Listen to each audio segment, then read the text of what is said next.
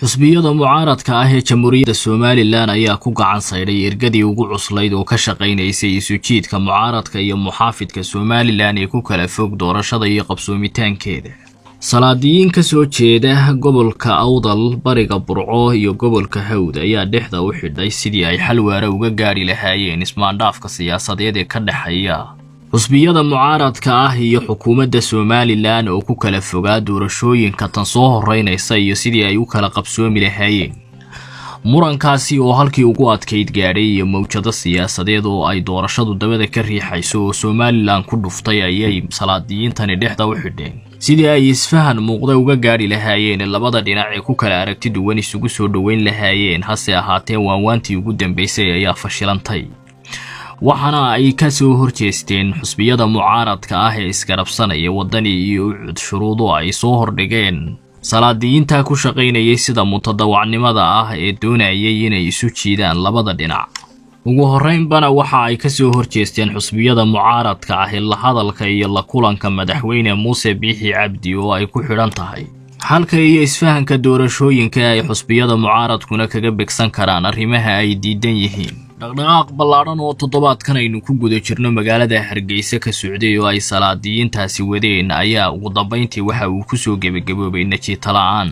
waxaana si mugiyo miisaan leh uga soo horjeestay xusbiyada mucaaradka ah kuwaasi oo qabaqaabinaya inay banaanbax ku sameeyaan shaaracyada magaalooyinka waaweyn ee Jamhuuriyadda Somaliland. sida ay ilo xogogaali nagu soo simayaan madaxweyne Biixi, salaadiyiinta tan ergada ugu tagay ayaanay dhinaciisa wax diidma ah kaga iman. madaxweynaha laftiisa oo isaguna waanwaan iyo heshiis guuleorod ugu jira ayaa waxa doonistiisu ay ku saabsan tahay inuu 2 sannadood oo muddo kororsi helo, halka ay xusbiyada mucaaradkuna liisankooda loo cusboonaysiiyo oo ay sii jiraan wadani iyo labadaas sana marka ay dhamaatana ay helaan tartankii iyo doorashada ay doonayaan oo loolankaasi kursiga ay ku gaadhaan. lama oga salaadiyiinta guuleorodka iyaga laftarkooda ugu jiray inay isu soo jeedaan labada dhinac ee ku kala aragtida fog doorashooyinka Somaliland inay la qaateen madaxweyne Biixi arrintaasi. waxaase sii socon doona isu jiidka iyo garniqida labadan dhinac ee ku kala fog qabsoomidda doorashooyinka Somaliland. shacabka Jamhuuriyadda Somaliland ayaa ka dhursugaya halka ay salka dhigi doonto murankan cirka isku shareeray ee u dhaxeeya xusbiyada mucaaradka iyo xukuumadda Jamhuuriyadda Somaliland.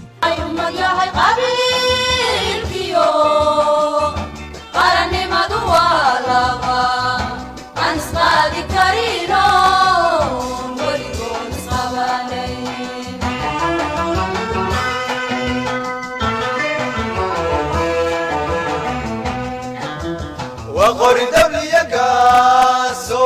هدي لك لقرني يا قيس الحنين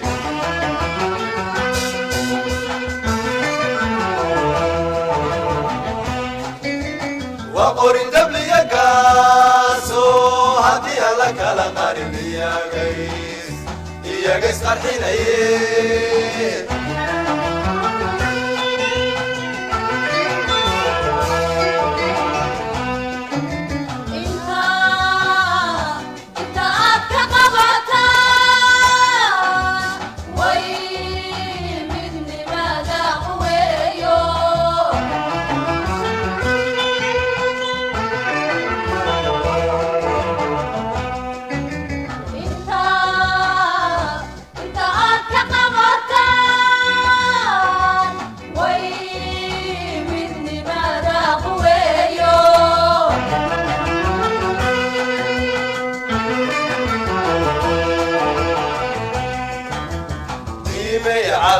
قرد لها وحقاسها كو قرد الريريو